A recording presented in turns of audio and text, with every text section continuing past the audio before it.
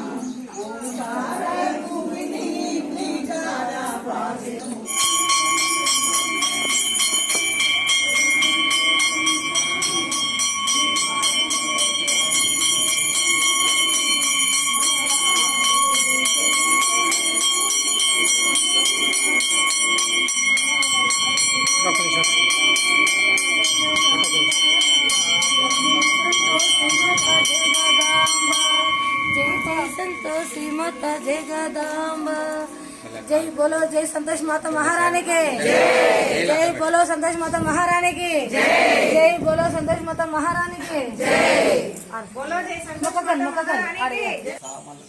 శ్యామల కొండయ్య గారు శాశ్వత అన్నదానానికి 10,116 మనకు గుడికి రాయడం జరిగింది. వాళ్ళకు వాళ్ళ కుటుంబానికి మనకు